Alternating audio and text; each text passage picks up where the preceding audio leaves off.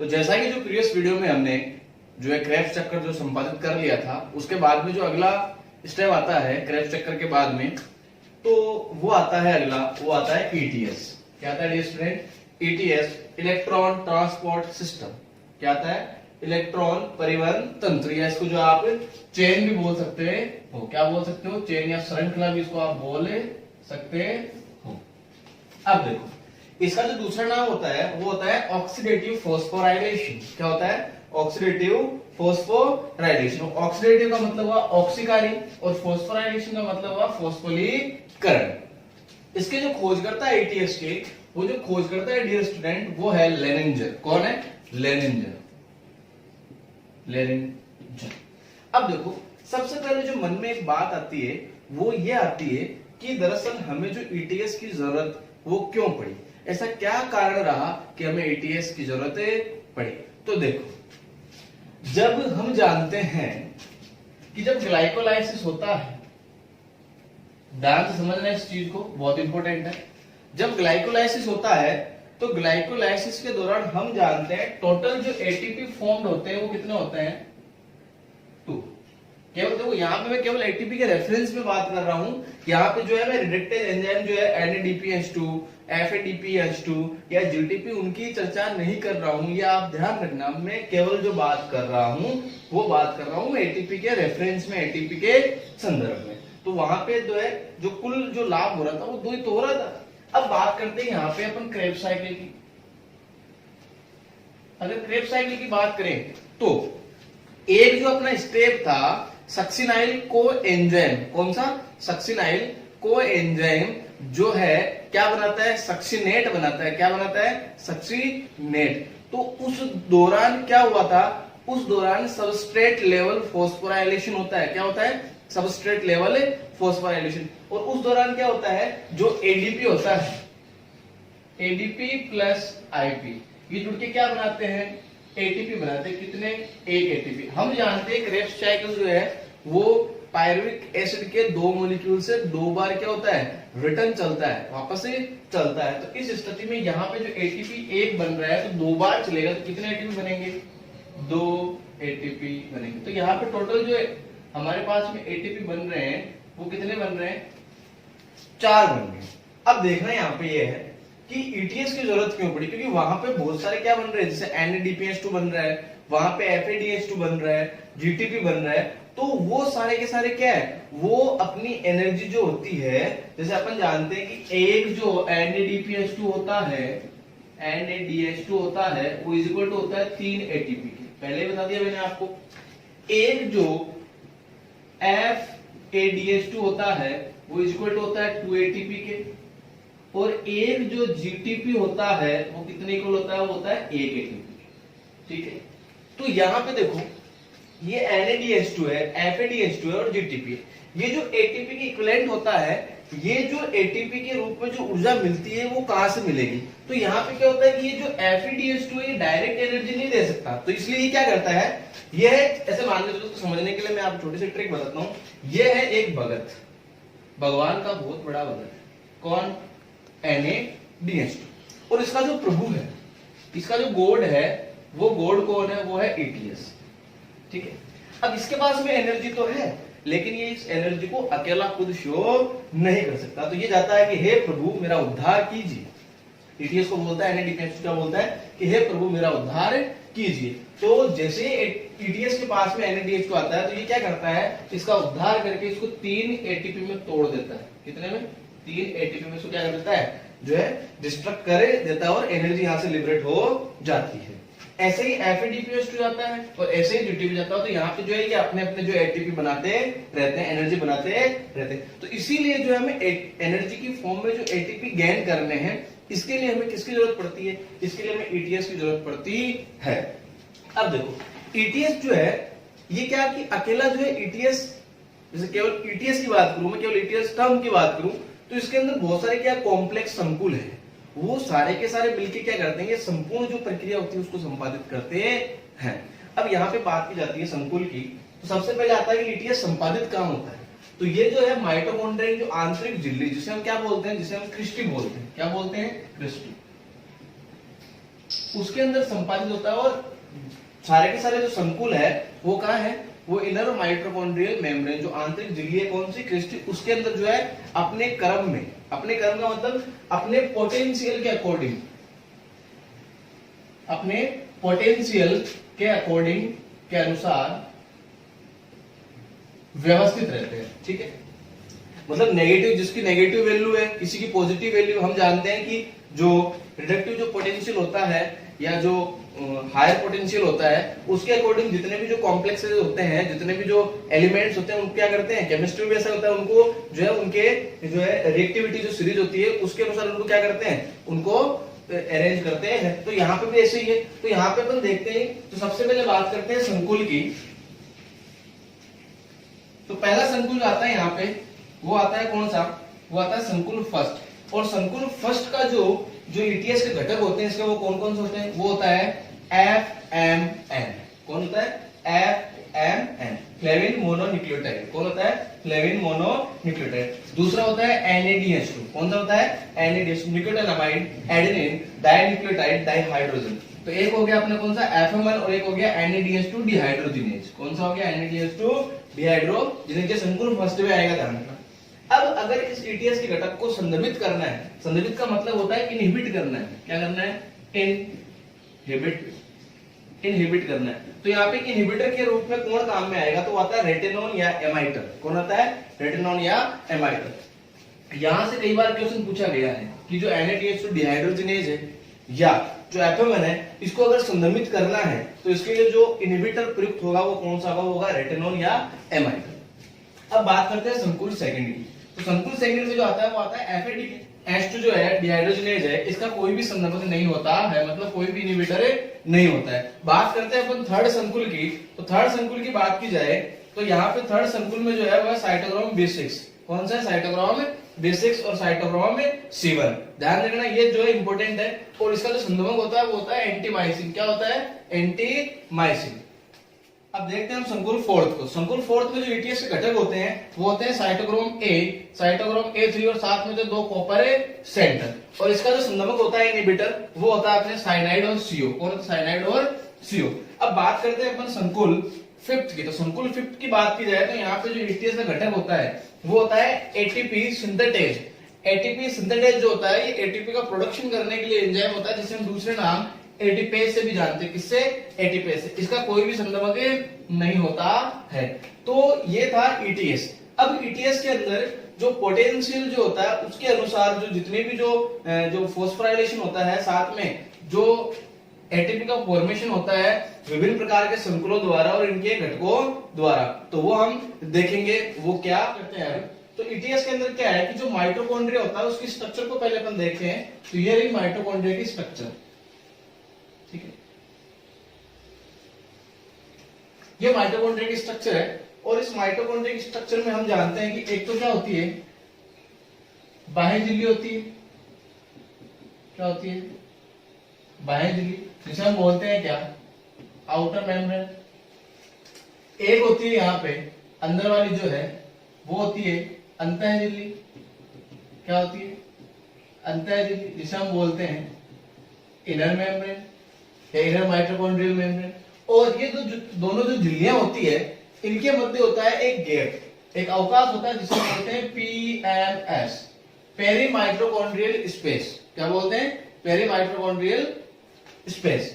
ये दोनों की झिल्लियों के मध्य क्या होता है, अवकाश। और अंदर की तरफ जो आपको फोल्ड दिख रहे हैं इसको बोलते हैं क्या, क्रिस्टी। क्या बोलते हैं, क्रिस्टी। तो अभी देखना, अपन क्या करते हैं, यहां से जो बाह्य झिल्ली है PMS है और जो अंतर झिल्ली है, और यहां पे क्या है, मैट्रिक्स। क्या है, मैट्रिक्स, आधात्री। तो इसको अपन देखते हैं यहाँ पे, इसका इतना सा सेक्शन ले अपन और इस सेक्शन को देखें जूम करके कि इस सेक्शन के अंदर यहाँ पे क्या क्या है, किस प्रकार से जो ये अरेंज है, तो उसको अपन एक बार देखते हैं। देखना, इधर की तरफ जो है यहां पे यह है अपनी आउटर मेम्ब्रेन। क्या है, आउटर मेम्ब्रेन। आउटर मेम्ब्रेन, और इधर जो है अपनी वो है इनर मेम्ब्रेन, अंतः झिल्ली। यह है इनर माइटोकॉन्ड्रियल मेम्ब्रेन। इन दोनों के मध्य मैंने आपको क्या बताया था, पीएमएस, पेरी माइटोकॉन्ड्रियल स्पेस। और यहाँ पे क्या है, जैसे माइटोकॉन्ड्रिया है कोशिका के अंदर, तो उसके बाहर वाला भाग क्या होगा, कोशिका द्रव होगा, जिसको अपन बोलते हैं साइटोप्लाज्म। इसीलिए जो आउटर मेम्ब्रेन बाह्य झिल्ली होती है, उसके इधर वाला भाग जो होता है, इसको बोलते हैं सी साइड। ये जो सी लिया हुआ है, ये साइटोप्लाज्म से लिया हुआ है, इसको बोलते हैं सी साइड। आउटर मेम्ब्रेन हो गया, अवकाश हो गया, और साथ में क्या हो गया, inner mitochondrial membrane. Inner mitochondrial membrane के बाद में जो मैंने आपको बताया था, वो बताया था मैट्रिक्स। क्या बताया था, मैट्रिक्स, या इसे क्या बोलते हैं, आधार। तो मैट्रिक्स जो है एम से स्टार्ट हो रहा है, इसलिए ये वाला जो भाग होता है, इसको बोलते हैं एम साइड। क्या बोलते हैं, एम साइड। अब देखो, ये जो संपूर्ण स्ट्रक्चर है, यहाँ पे जो जितने भी जो हमने जो घटक पढ़े थे ईटीएस के संकुल के अंदर, संकुल first, second, third, fourth, fifth, और उसके जो ईटीएस के घटक पढ़े थे, वो सारे के सारे घटक कहाँ अरेंज है, वो इनर माइटोकॉन्ड्रियल मेम्ब्रेन में क्या होते हैं, अरेंज होते हैं, और आपस में मिलकर क्या बनाते हैं, संकुल बनाते हैं। अब देखना, उन संकुलों की क्या होती है, एक खास बात होती है कि वो सारे के सारे संकुल जो होते हैं, वो अपने जो पोटेंशियल के अकॉर्डिंग अरेंज होते हैं। उसको समझाने के लिए मैं आपको छोटा सा उदाहरण समझाता हूं, उसको समझना। जैसे मान लो ये कोई बिल्डिंग है, ये कोई बिल्डिंग है जिसके अलग अलग फ्लोर बने हुए, और प्रत्येक फ्लोर पे जो है, यहां पे एक एक जो है पर्सन खड़ा है, ठीक है। अब आपसे अगर मैं पूछूं कि भाई ये यहाँ पे जो है सरफेस आ गया, अर्थ सरफेस। अब आपसे अगर कोई पूछे कि भाई ये पहले अगर यहाँ ऊपर से इसको नीचे गिराए, ऊपर से यहां से अगर ये नीचे गिरेगा, और एक अगर ये गिरेगा, तो मरने के चांस ज्यादा किसमें, इस वाले में पोटेंशियल इसका क्या है, ज्यादा है। एनर्जी ज्यादा ऊंचाई से गिरेगा, तो हम जानते हैं कि फॉर्मूला क्या होता है, mgh। क्या होता है, mgh। तो यहाँ पे गिरेगा, जैसे स्ट्राइक होगा, यहाँ पे जो है भिड़ेगा, तो क्या हो जाएगी, इसकी डेथ हो जाएगी। इसीलिए जो है सारे के सारे जो है अलग अलग जो है चैम्बर में जो फिक्स किए हुए हैं, मतलब अकॉर्डिंग टू देयर पोटेंशियल ये सारे के सारे जो है आदमी क्या है, यहाँ पे अरेंज है। ठीक है, ऐसा ही जो इनर माइटोकॉन्ड्रियल मेम्ब्रेन है, इसके अंदर होता है जितने भी जो ईटीएस के घटक है, एफ1 हो गया, एफएडी हो गया, अपने साइटोक्रोम बी हो गया, साइटोक्रोम C1 हो गया, साइटोक्रोम C हो गया, साइटोक्रोम A1 हो गया, और साइटोक्रोम A3 हो गया। ये जितने भी जो संकुलित घटक है, ये सारे के सारे यहाँ पे अपने पोटेंशियल के अकॉर्डिंग, ध्यान देना प्यारे विद्यार्थी, ये अपन को जो है बहुत अच्छे से ध्यान रखना है कि अपने पोटेंशियल के अकॉर्डिंग जो है सारे के सारे इनर माइटोकॉन्ड्रियल जो मेम्ब्रेन होती है, उसके अंदर क्या होते हैं, अरेंज होते हैं। तो अब देखते हैं अपन कि यहाँ पे जो संकुल है वो कौन कौन से हैं और क्या करते हैं वो।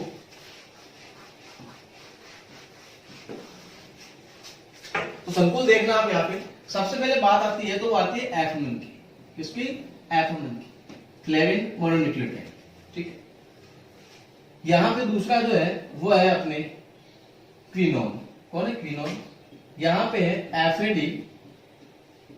अब इन सब के साथ में कौन है, आयरन सल्फर। ये ध्यान देना, यहाँ पे सबके साथ में कौन है, इलेक्ट्रॉन एक्सेप्टर। याद करो, हमने जो है पीएस फर्स्ट और पीएस सेकेंड के अंदर जो इलेक्ट्रॉन ग्राही पढ़े थे, वो पढ़ा था हमने, जो है पीएस फर्स्ट का प्रथम इलेक्ट्रॉन ग्राही कौन था, आयरन सल्फर कॉम्प्लेक्स, वहां पे पढ़ा था। तो इन सब के साथ में कौन है, एफएस, आयरन सल्फर कॉम्प्लेक्स होता है। ये साथ में हो गया क्या, क्विनोन।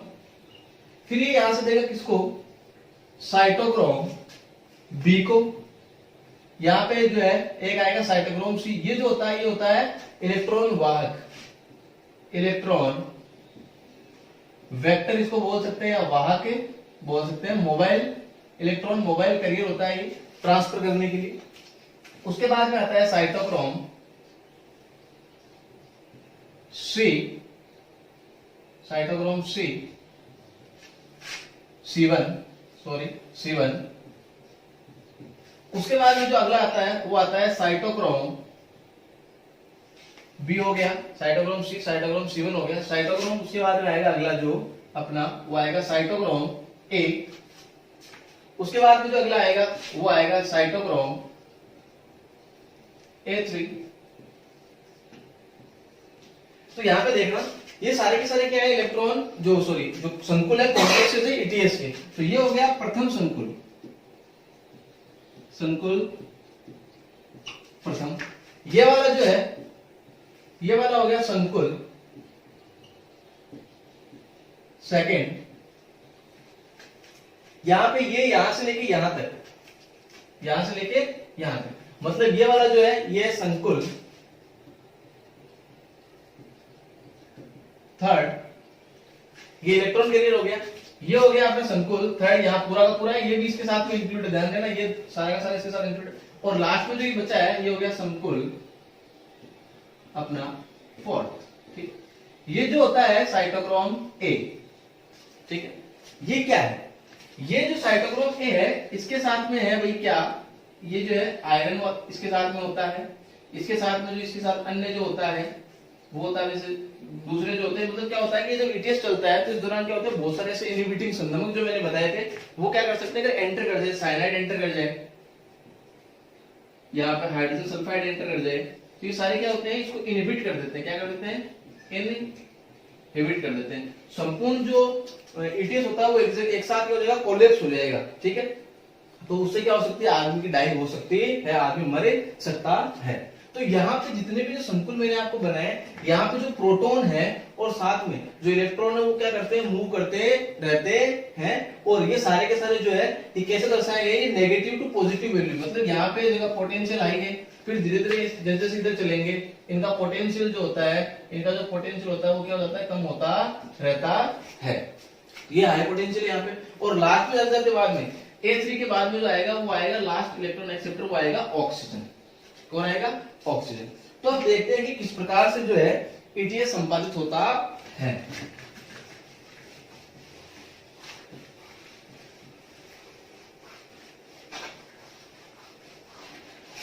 तो एक बार वापस देख लेते हैं अपने स्ट्रक्चर किसकी। ये स्ट्रक्चर है हमारे पास किसकी, ये स्ट्रक्चर है हमारे पास inner mitochondrial membrane, inner mitochondrial membrane की। ठीक है, अब यहां पे ये वाली सी साइड है, ये आउटर साइड बोल सकते हो आप, बायोलॉजी बोल सकते हो, और ये इनर होगी, यहाँ पे पीएमएस भी है, मतलब पेरी माइटोकॉन्ड्रियल स्पेस भी है यहाँ पे, मतलब आप इसको बोल सकते हैं कि ये सी साइड है। और ये वाली जो है वो कौन सी है, वो एम साइड है, क्योंकि ये मैट्रिक्स वाली साइड है।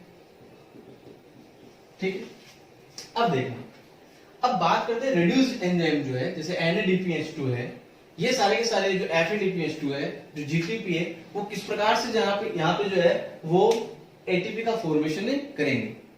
तो यहाँ पे अपन को समझना पड़ेगा केमियो ऑस्मोटिक थ्योरी, मतलब तो रसायन प्रासंगिक जो सिद्धांत है जो पीटर मिशेल ने दिया था, वो मिशेल वाला जो केमियो ऑस्मोटिक थ्योरी, उसको अपन को समझना पड़ेगा, रसायन प्रासंगिक सिद्धांत को समझना पड़ेगा, क्योंकि वही सिद्धांत क्या करता है, बताता है कि एटीपी का प्रोडक्शन या फॉर्मेशन कैसे होता है। तो समझना इस बात को। तो यहाँ पे सबसे पहले जो संकुल प्रथम है उसमें मैंने आपको बताया था FMN, क्या बताया था, FMN, फ्लेविन मोनोन्यूक्लियोटाइड। ये यहाँ पे व्यवस्थित है। सबसे पहले क्या होगा, NADPH2 आएगा, NADPH2 आएगा, NADH2। ठीक है, ये NADH2 यहाँ से क्या होगा, रिडक्ट होगा NAD+ के अंदर, इसके अंदर NAD+ के अंदर। अब समझ रहे हैं यहाँ पे, समझने वाला पॉइंट यहाँ कि जैसे ही NADH के अंदर रिडक्ट होंगे तो यहाँ पे 2H+ प्लस 2 इलेक्ट्रॉन में क्या हो जाएगा, टूट ही जाएगा, क्योंकि हम जानते हैं कि NADH2 ऑक्सीजन की उपस्थिति, जो ऑक्सीजन एंजाइम की उपस्थिति में यहाँ पे रिडक्ट होगा, तो ये बनाएगा क्या, NAD+ 2 हाइड्रोजन + 2 इलेक्ट्रॉन।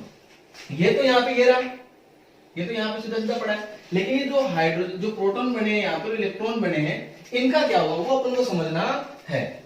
तो देखना, जैसे यहाँ पे 2 प्रोटॉन बने हैं, ये दोनों प्रोटॉन क्या करेगा, सबसे पहले कौन ले लेगा, इन प्रोटॉन को ले लेगा कौन, FMN, और FMN जैसे ही लेगा तो ये क्या बना देगा, यहाँ से FMNH2, क्या बना देगा, FMNH2 बना देगा।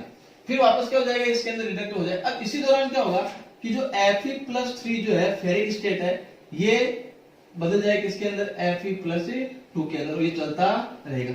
मतलब प्रोटॉन के साथ साथ में इलेक्ट्रॉन भी तो क्या हो रहा है यहाँ पे, मूव आउट कर रहा है ना, तो हम जानते हैं कि जो FeS जो आयरन सल्फर कॉम्प्लेक्स होता है FeS, ये क्या होता है, इलेक्ट्रॉन ग्राही होता है। तो इलेक्ट्रॉन को जैसे ही ग्रहण करेगा यहां से इसकी तरफ जो इलेक्ट्रॉन ट्रांसफर होगा, तो ये फेरिक स्टेट से फेरस स्टेट में चला जाएगा। अब देखना, और ये F क्या करेगा, यहां से जो प्रोटॉन इसमें लिए इसको क्या कर देगा, पेरी माइटोकॉन्ड्रियल स्पेस जो होता है उसकी तरफ क्या कर देगा, पंप करे देगा। जैसे इधर पंप करेगा तो नेक्स्ट जो होता है वो ये इलेक्ट्रॉन कहां चला जाएगा, वो चला जाएगा किसके पास में, यूबिक्विनोन के पास में। यूबिक्विनोन क्या बना देगा यहां से, UQ। ठीक है, अभी समझना, बाद में बताएं UqS2 क्या होता है, बाद में देखेंगे। यहां पे बना देगा। अब इस दौरान क्या होगा वो समझना आपको। इस दौरान क्या होगा, इस दौरान यहाँ पे जो पंप इधर आ गया, ये पंप से जो प्रोटॉन पंप से जो प्रोटॉन इधर आ गया, तो यहाँ पे क्या पोटेंशियल डिफरेंस जो है, यहाँ मैं कहूं कि जो विभव प्रवणता है वो क्या हो गई, जो पोटेंशियल ग्रेडियंट है वो क्या हो गया, इम्बैलेंस हो गया, असंतुलित हो गया।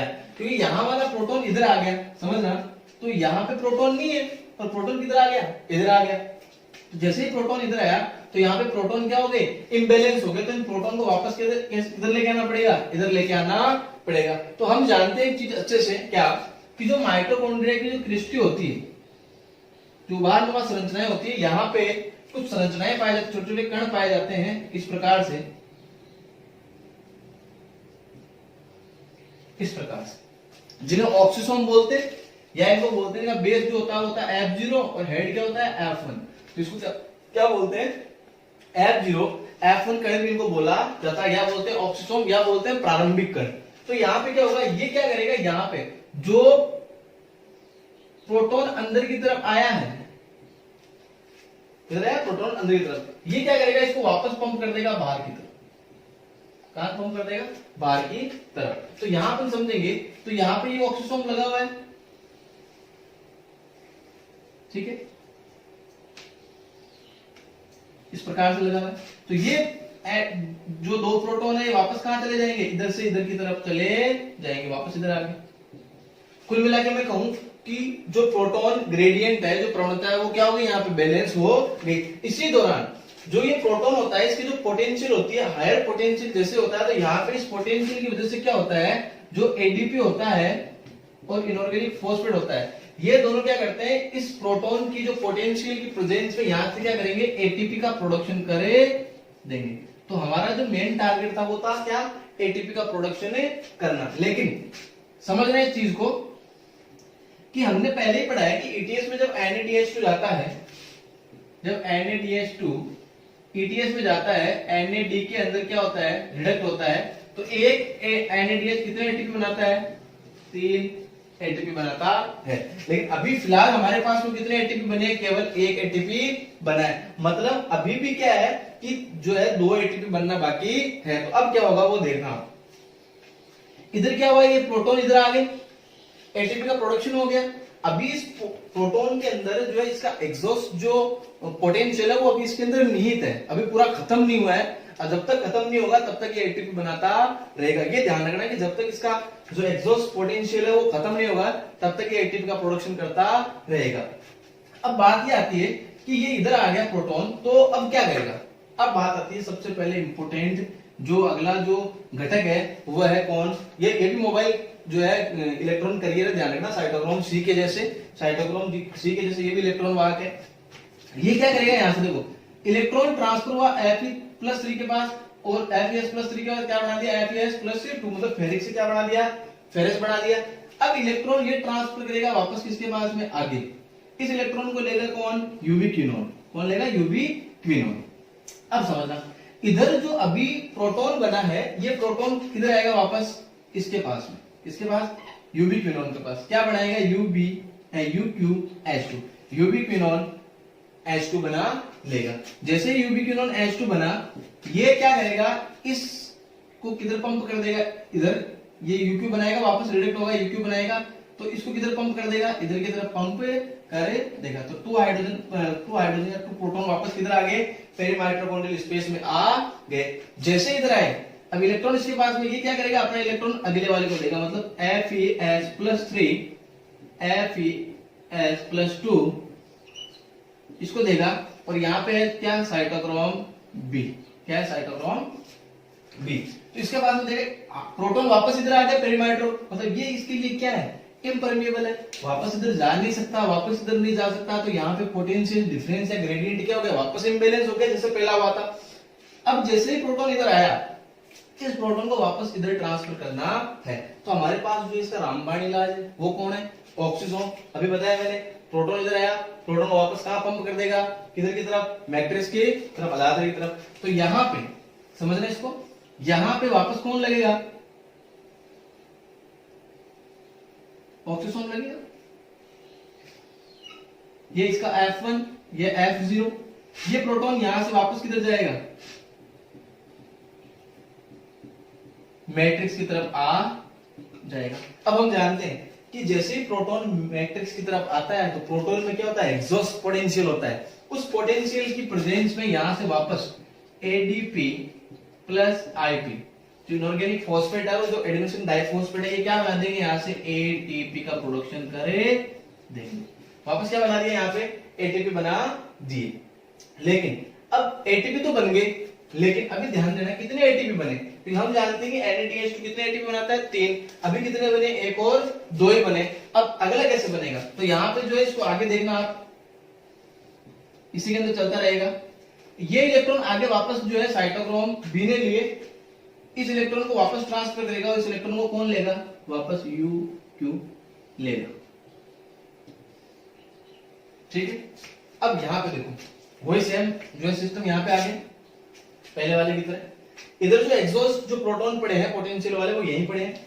ये प्रोटॉन यहां से कौन ग्रहण करेगा, UQ, और क्या बना देगा, UbQ0H2 बना देगा। ये इधर इसको वापस UqH2 क्या बनाएगा, UQ बनाएगा, और ये प्रोटॉन किधर की तरफ ट्रांसफर हो जाएंगे, वापस पेरीमाइटोकॉन्ड्रियल स्पेस की तरफ ट्रांसफर हो जाएंगे। अब वापस इधर आ गए, वापस इधर आ गए, तो हम जानते हैं कि जैसे प्रोटॉन इधर आए तो यहाँ पे क्या हो गया, प्रोटॉन ग्रेडियंट क्या हो गया, इम्बैलेंस हो गया, जैसे पहला हुआ था। मतलब यहाँ पे भी क्या हो गया, अब असंतुलित हो गया, क्या, पोटेंशियल मतलब विभव प्रवणता अभी भी क्या हो गई, इम्बैलेंस, असंतुलित हो गई। तो इसको वापस किधर लेके आना है, इधर। तो हम जानते हैं कि इसको इधर लाने के लिए कौन है,